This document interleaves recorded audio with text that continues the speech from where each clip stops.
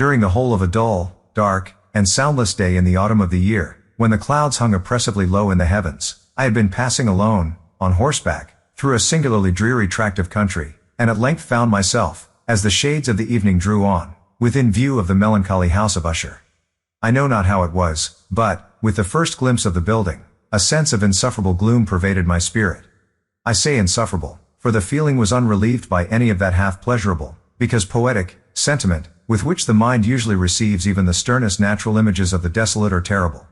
I looked upon the scene before me, upon the mere house, and the simple landscape features of the domain, upon the bleak walls, upon the vacant eye-like windows, upon a few rank sedges, and upon a few white trunks of decayed trees, with an utter depression of soul which I can compare to no earthly sensation more properly than to the after-dream of the reveler upon opium, the bitter lapse into everyday life, the hideous dropping off of the veil. There was an iciness, a sinking, a sickening of the heart, an unredeemed dreariness of thought which no goading of the imagination could torture into aught of the sublime. What was it, I paused to think, what was it that so unnerved me in the contemplation of the house of Usher? It was a mystery all insoluble, nor could I grapple with the shadowy fancies that crowded upon me as I pondered.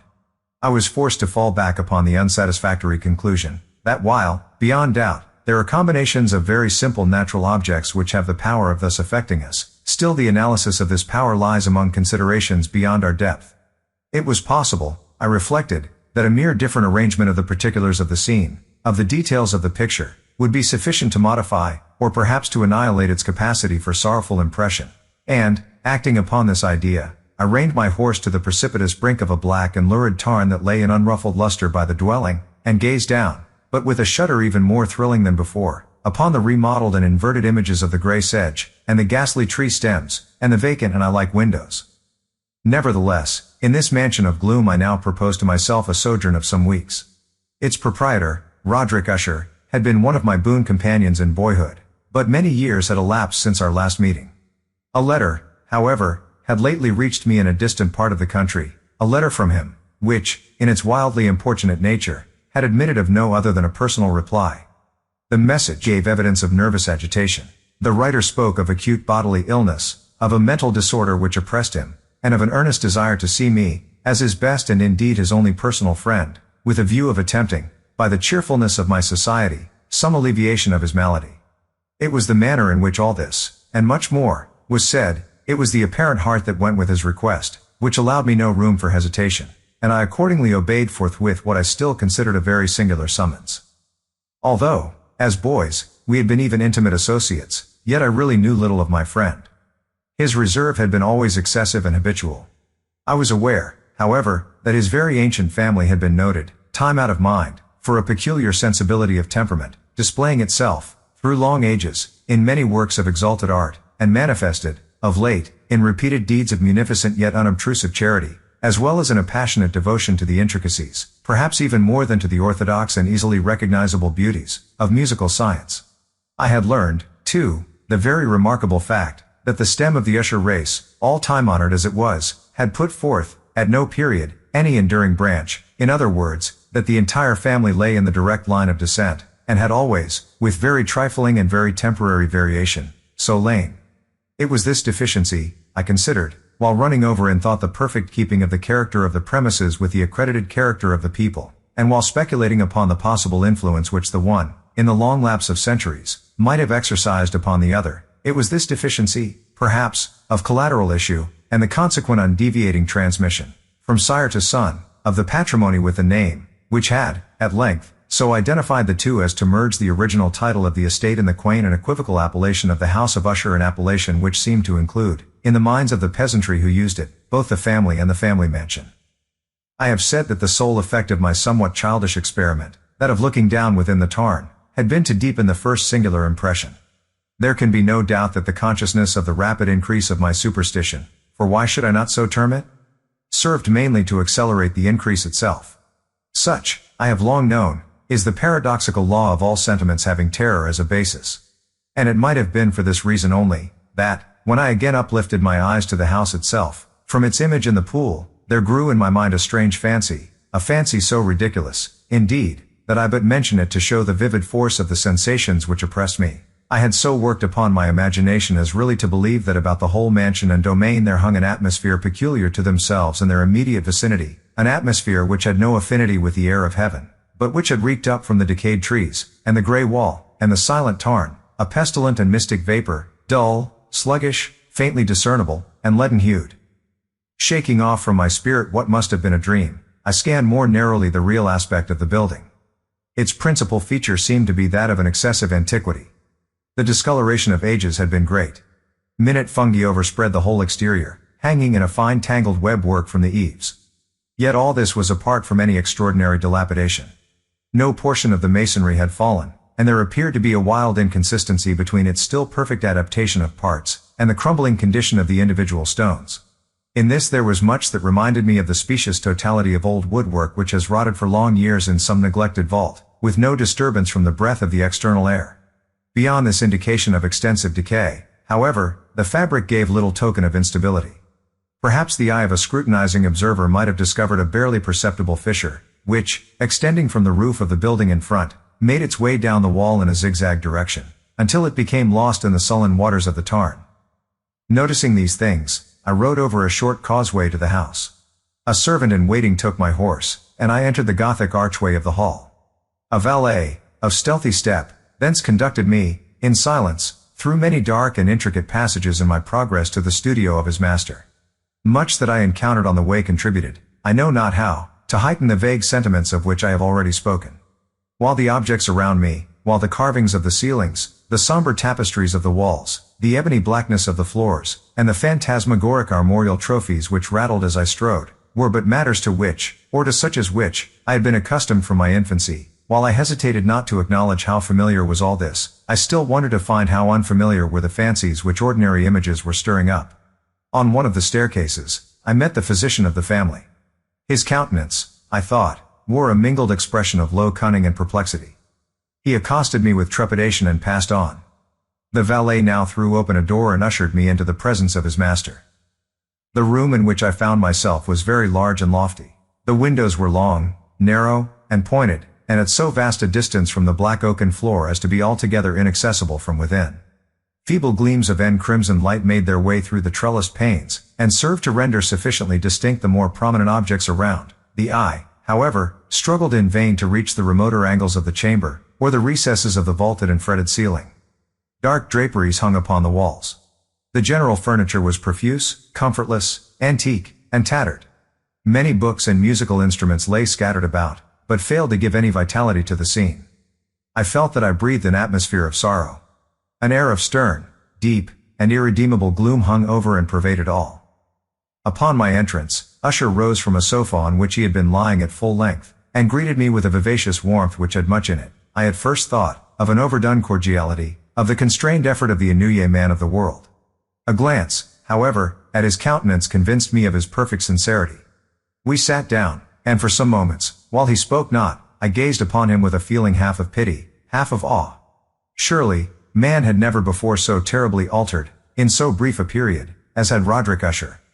It was with difficulty that I could bring myself to admit the identity of the man being before me with the companion of my early boyhood. Yet the character of his face had been at all times remarkable. A cadaverousness of complexion, an eye large, liquid, and luminous beyond comparison, lips somewhat thin and very pallid, but of a surpassingly beautiful curve, a nose of a delicate Hebrew model, but with a breadth of nostril unusual in similar formations, a finely molded chin, speaking, in its want of prominence, of a want of moral energy, hair of a more than web-like softness and tenuity. These features, with an inordinate expansion above the regions of the temple, made up altogether a countenance not easily to be forgotten. And now in the mere exaggeration of the prevailing character of these features, and of the expression they were wont to convey, lay so much of change that I doubted to whom I spoke. The now ghastly pallor of the skin, and the now miraculous luster of the eye, above all things startled and even awed me. The silken hair, too, had been suffered to grow all unheeded, and as, in its wild gossamer texture, it floated rather than fell about the face, I could not, even with effort, connect its arabesque expression with any idea of simple humanity. In the manner of my friend I was at once struck with an incoherence, an inconsistency, and I soon found this to arise from a series of feeble and futile struggles to overcome an habitual trepidancy, an excessive nervous agitation. For something of this nature I had indeed been prepared, no less by his letter, then by reminiscences of certain boyish traits, and by conclusions deduced from his peculiar physical conformation and temperament. His action was alternately vivacious and sullen. His voice varied rapidly from a tremulous indecision, when the animal spirit seemed utterly in abeyance, to that species of energetic concision, that abrupt, weighty, unhurried, and hollow-sounding enunciation, that leaden, self-balanced and perfectly modulated guttural utterance, which may be observed in the lost drunkard, or the irreclaimable eater of opium, during the periods of his most intense excitement. It was thus that he spoke of the object of my visit, of his earnest desire to see me, and of the solace he expected me to afford him. He entered, at some length, into what he conceived to be the nature of his malady. It was, he said, a constitutional and a family evil, and one for which he despaired to find a remedy, a mere nervous affection, he immediately added, which would undoubtedly soon pass off. It displayed itself in a host of unnatural sensations. Some of these, as he detailed them, interested and bewildered me, although, perhaps, the terms and the general manner of the narration had their weight. He suffered much from a morbid acuteness of the senses. The most insipid food was alone endurable. He could wear only garments of certain texture. The odors of all flowers were oppressive. His eyes were tortured by even a faint light, and there were but peculiar sounds, and these from stringed instruments, which did not inspire him with horror. To an anomalous species of terror I found him a bounden slave. I shall perish, said he, I must perish in this deplorable folly. Thus, and not otherwise, shall I be lost. I dread the events of the future, not in themselves, but in their results. I shudder at the thought of any, even the most trivial, incident, which may operate upon this intolerable agitation of soul. I have, indeed, no abhorrence of danger, except in its absolute effect, in terror. In this unnerved, in this pitiable, condition I feel that the period will sooner or later arrive when I must abandon life and reason together, in some struggle with the grim phantasm, fear. I learned, moreover, at intervals, and through broken and equivocal hints, another singular feature of his mental condition. He was enchained by certain superstitious impressions in regard to the dwelling which he tenanted, and whence, for many years, he had never ventured forth, in regard to an influence whose supposititious force was conveyed in terms too shadowy here to be restated, an influence which some peculiarities in the mere form and substance of his family mansion had, by dint of long sufferance, he said, obtained over his spirit, an effect which the physique of the grey walls and turrets, and of the dim tarn into which they all looked down, had, at length, brought about upon the morale of his existence. He admitted, however, although with hesitation, that much of the peculiar gloom which thus afflicted him could be traced to a more natural and far more palpable origin, to the severe and long-continued illness, indeed to the evidently approaching dissolution, of a tenderly beloved sister, his sole companion for long years, his last and only relative on earth. Her decease, he said, with a bitterness which I can never forget, would leave him the hopeless and the frail, the last of the ancient race of the Ushers. While he spoke, the Lady Madeline, for so was she called, passed slowly through a remote portion of the apartment, and, without having noticed my presence, disappeared. I regarded her with an utter astonishment not unmingled with dread, and yet I found it impossible to account for such feelings. A sensation of stupor oppressed me as my eyes followed her retreating steps. When a door, at length, closed upon her, my glance sought instinctively and eagerly the countenance of the brother, but he had buried his face in his hands, and I could only perceive that a far more than ordinary wanness had overspread the emaciated fingers through which trickled many passionate tears. The disease of the Lady Madeline had long baffled the skill of her physicians. A settled apathy, a gradual wasting away of the person, and frequent although transient affections of a partially cataleptical character were the unusual diagnosis. Hitherto she had steadily borne up against the pressure of her malady, and had not betaken herself finally to bed, but on the closing in of the evening of my arrival at the house, she succumbed, as her brother told me at night with inexpressible agitation, to the prostrating power of the destroyer, and I learned that the glimpse I had obtained of her person would thus probably be the last I should obtain, that the lady, at least while living, would be seen by me no more. For several days ensuing, her name was unmentioned by either Usher or myself, and during this period I was busied in earnest endeavors to alleviate the melancholy of my friend. We painted and read together, or I listened, as if in a dream, to the wild improvisations of his speaking guitar, and thus, as a closer and still closer intimacy admitted me more unreservedly into the recesses of his spirit, the more bitterly did I perceive the futility of all attempt at cheering a mind from which darkness, as if an inherent positive quality, poured forth upon all objects of the moral and physical universe in one unceasing radiation of gloom. I shall ever bear about me a memory of the many solemn hours I thus spent alone with the master of the house of Usher. Yet I should fail in any attempt to convey an idea of the exact character of the studies, or of the occupations, in which he involved me, or led me the way. An excited and highly distempered ideality threw a sulphurous luster over all. His long improvised dirges will ring forever in my ears. Among other things, I hold painfully in mind a certain singular perversion and amplification of the wild air of the last waltz of von Weber. From the paintings over which his elaborate fancy brooded, and which grew, touch by touch, into vagueness at which I shuddered the more thrillingly, because I shuddered knowing not why, from these paintings, vivid as their images now are before me, I would in vain endeavor to adduce more than a small portion which should lie within the compass of merely written words. By the utter simplicity, by the nakedness of his designs, he arrested and overawed attention. If ever mortal painted an idea, that mortal was Roderick Usher. For me at least, in the circumstances then surrounding me, there arose out of the pure abstractions which the hypochondriac contrived to throw upon his canvas, an intensity of intolerable awe, no shadow of which felt I ever yet in the contemplation of the certainly glowing yet too concrete reveries of Fuseli. One of the phantasmagoric conceptions of my friend, partaking not so rigidly of the spirit of abstraction, may be shadowed forth, although feebly, in words. A small picture presented the interior of an immensely long and rectangular vault or tunnel, with low walls, smooth, white, and without interruption or device. Certain accessory points of the design served well to convey the idea that this excavation lay at an exceeding depth below the surface of the earth. No outlet was observed in any portion of its vast extent, and no torch or other artificial source of light was discernible, yet a flood of intense rays rolled throughout, and bathed the whole in a ghastly and inappropriate splendor. I have just spoken of that morbid condition of the auditory nerve which rendered all music intolerable to the sufferer, with the exception of certain effects of stringed instruments. It was, perhaps, the narrow limits to which he thus confined himself upon the guitar which gave birth, in great measure, to the fantastic character of the performances. But the fervid facility of his impromptus could not be so accounted for. They must have been, and were, in the notes, as well as in the words of his wild fantasias, for he not infrequently accompanied himself with rhymed verbal improvisations, the result of that intense mental collectedness and concentration to which I have previously alluded as observable only in particular moments of the highest artificial excitement. The words of one of these rhapsodies I have easily remembered. I was, perhaps, the more forcibly impressed with it as he gave it, because, in the under or mystic current of its meaning, I fancied that I perceived, and for the first time, a full consciousness on the part of Usher of the tottering of his lofty reason upon her throne. The verses, which were entitled The Haunted Palace, ran very nearly, if not accurately, thus. 1. In the greenest of our valleys, by good angels tenanted, once a fair and stately palace. Radiant palace, reared its head in the monarch thought's dominion. It stood there. Never seraph spread opinion over fabric half so fair. 2. Banners yellow, glorious, golden, on its roof did float and flow. This, all this, was in the olden time long ago, and every gentle air that dallied in that sweet day along the ramparts plumed and pallid, a winged odor went away. 3.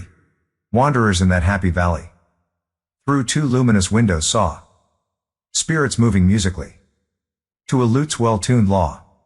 Round about a throne, where sitting Porphyrogene, in state his glory well befitting, the ruler of the realm was seen. 4. And all with pearl and ruby glowing was the fair palace door, through which came flowing, flowing, flowing, and sparkling evermore, a troop of echoes whose sweet duty was but to sing, in voices of surpassing beauty, the wit and wisdom of their king. 5. But evil things, in robes of sorrow, assailed the monarch's high estate. Ah, let us mourn, for never morrow shall dawn upon him, desolate, and, round about his home, the glory that blushed and bloomed is but a dim remembered story of the old time entombed. 6. And travelers now within that valley through the red-litten windows see vast forms that move fantastically to a discordant melody, while, like a rapid ghastly river, through the pale door a hideous throng rush out forever and laugh, but smile no more. I well remember that suggestions arising from this ballad led us into a train of thought wherein there became manifest an opinion of Usher's which I mention not so much on account of its novelty, for other men have thought thus, as on account of the pertinacity with which he maintained it. This opinion, in its general form, was that of the sentience of all vegetable things. But, in his disordered fancy, the idea had assumed a more daring character, and trespassed, under certain conditions, upon the kingdom of inorganization. I lack words to express the full extent, or the earnest abandon of his persuasion. The belief, however, was connected, as I have previously hinted, with the grey stones of the home of his forefathers. The conditions of the sentience had been here, he imagined, fulfilled in the method of collocation of these stones, in the order of their arrangement, as well as in that of the many fungi which overspread them, and of the decayed trees which stood around, above all, in the long undisturbed endurance of this arrangement, and in its reduplication in the still waters of the tarn. Its evidence, the evidence of the sentience, was to be seen, he said, and I here started as he spoke, in the gradual yet certain condensation of an atmosphere of their own about the waters and the walls. The result was discoverable, he added, in that silent yet importunate and terrible influence which for centuries had molded the destinies of his family, and which made him what I now saw him, what he was. Such opinions need no comment, and I will make none. Our books, the books which, for years, had formed no small portion of the mental existence of the invalid, were, as might be supposed, in strict keeping with this character of phantasm. We pored together over such works as the Ververt et Chartreuse of Gresset, the Baal Peor of Machiavelli, the Heaven and Hell of Swedenborg, the Subterranean Voyage of Nicholas Klim by Holberg, the Chiromancy of Robert Flood, of Jean d'Indazené, and of de la Chambre, the Journey into the Blue Distance of Tieck, and the City of the Son of Campanella. One favorite volume was a small octavo edition of the Directorium Inquisitorium, by the Dominican Aymeric de Giron, and there were passages in Pomponius Mela, about the old African satyrs and Egyptians, over which Usher would sit dreaming for hours. His chief delight, however, was found in the perusal of an exceedingly rare and curious book in quarto Gothic, the Manual of a Forgotten Church, the Vigiliae Mortuorum Secundum Coram Ecclesiae Megantini.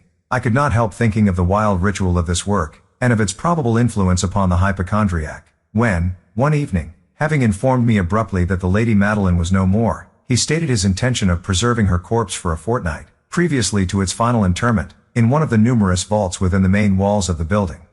The worldly reason, however, assigned for this singular proceeding, was one which I did not feel at liberty to dispute. The brother had been led to his resolution, so he told me, by consideration of the unusual character of the malady of the deceased, of certain obtrusive and eager inquiries on the part of her medical men, and of the remote and exposed situation of the burial ground of the family. I will not deny that when I called to mind the sinister countenance of the person whom I met upon the staircase, on the day of my arrival at the house, I had no desire to oppose what I regarded as at best but a harmless, and by no means an unnatural, precaution. At the request of Usher, I personally aided him in the arrangements for the temporary entombment. The body having been encoffined, we two alone bore it to its rest. The vault in which we placed it, and which had been so long unopened that our torches, half smothered in its oppressive atmosphere, gave us little opportunity for investigation, was small, damp, and entirely without means of admission for light, lying, at great depth, immediately beneath that portion of the building in which was my own sleeping apartment. It had been used, apparently, in remote feudal times, for the worst purposes of a donjon keep, and, in later days, as a place of deposit for powder, or some other highly combustible substance, as a portion of its floor, and the whole interior of a long archway through which we reached it, were carefully sheathed with copper. The door, of massive iron, had been, also, similarly protected. Its immense weight caused an unusually sharp, grating sound, as it moved upon its hinges. Having deposited our mournful burden upon trestles within this region of horror, we partially turned aside the yet unscrewed lid of the coffin, and looked upon the face of the tenant. A striking similitude between the brother and sister now first arrested my attention, and Usher, divining, perhaps, my thoughts, murmured out some few words from which I learned that the deceased and himself had been twins, and that sympathies of a scarcely intelligible nature had always existed between them.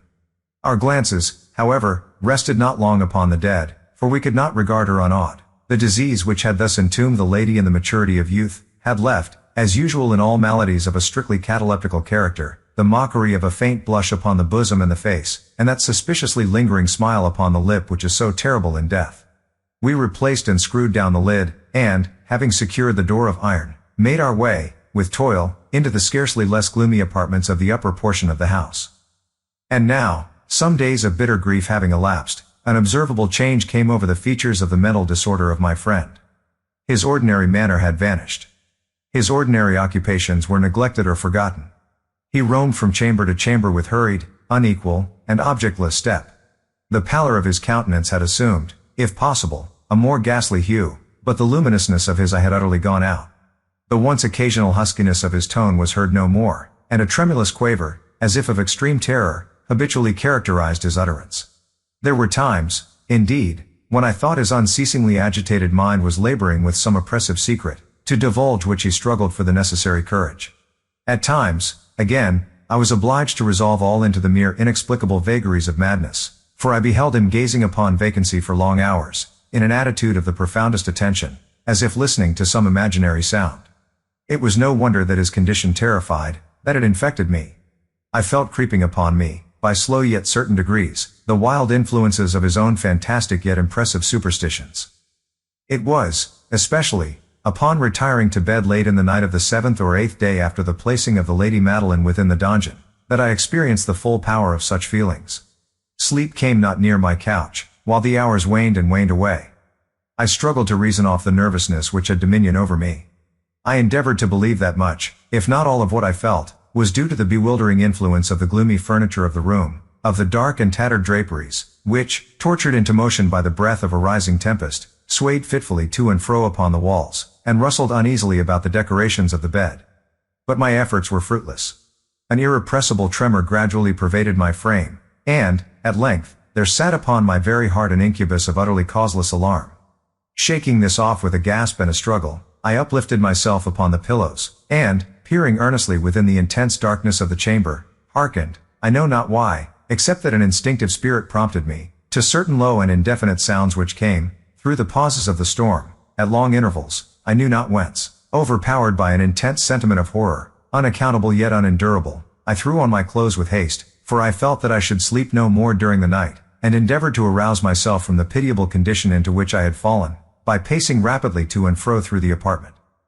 I had taken but few turns in this manner, when a light step on an adjoining staircase arrested my attention. I presently recognized it as that of Usher.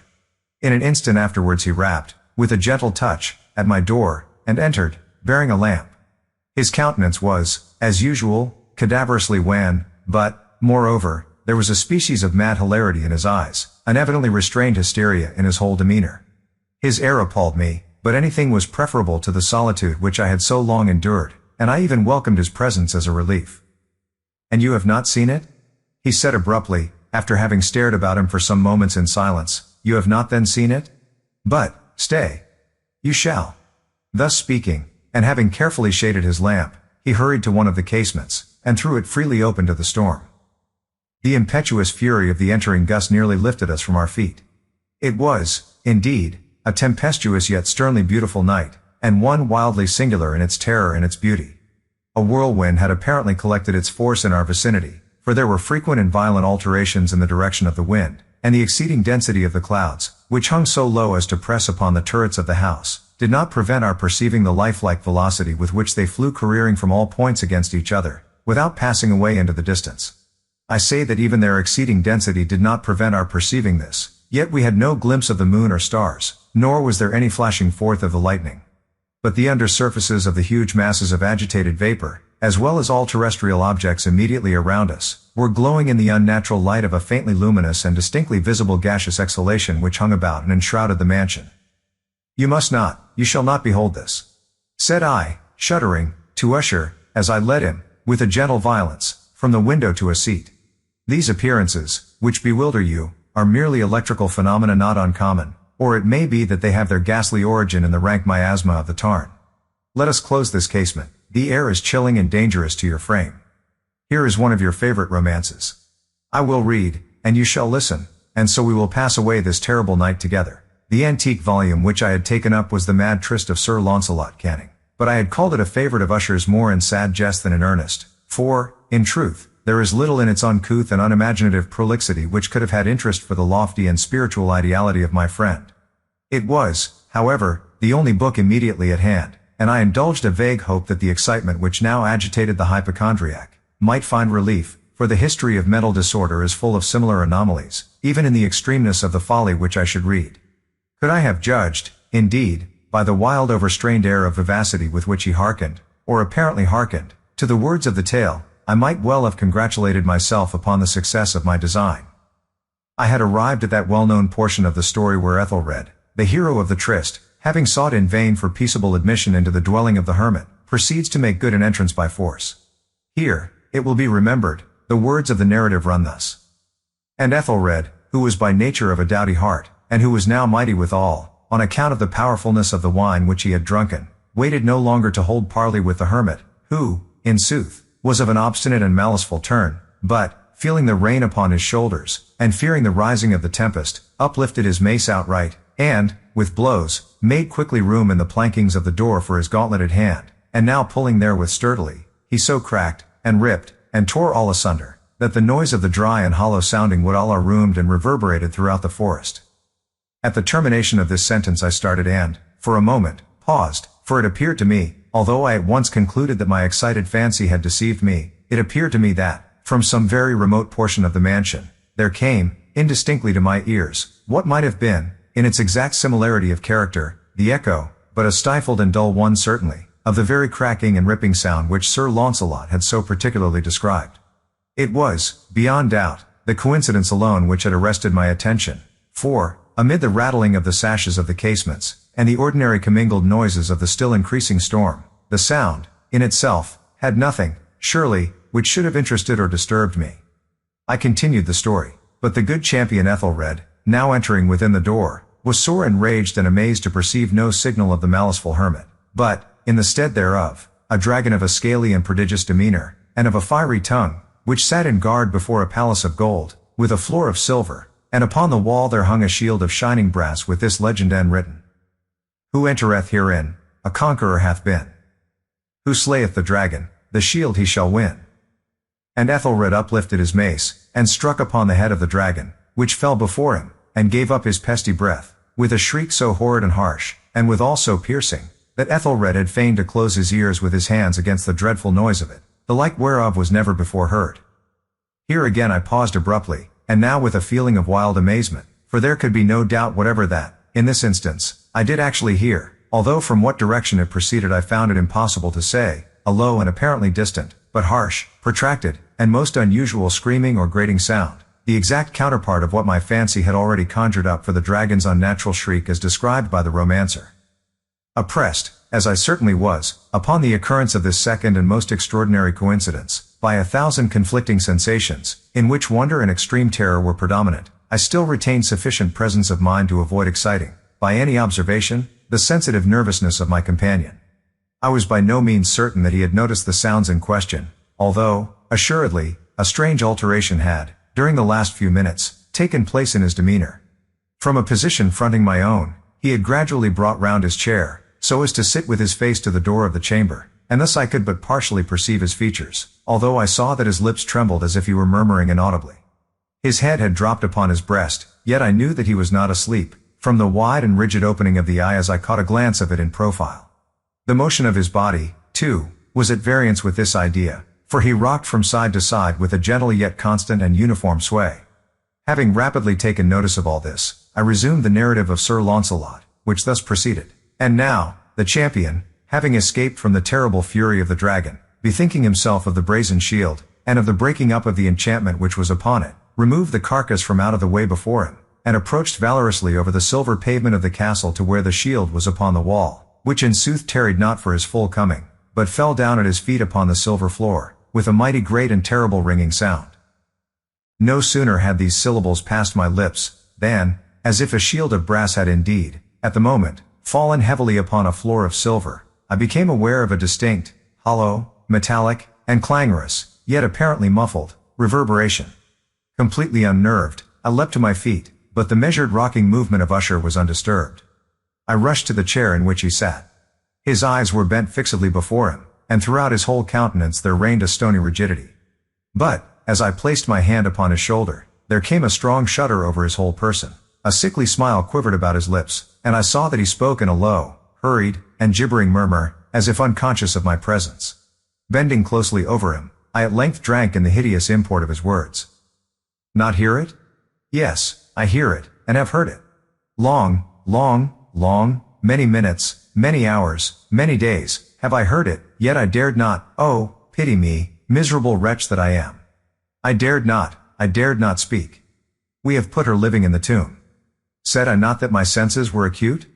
I now tell you that I heard her first feeble movements in the hollow coffin. I heard them, many, many days ago, yet I dared not speak. And now, tonight, Ethelred, ha! Ah! The breaking of the hermit's door, and the death cry of the dragon, and the clangor of the shield.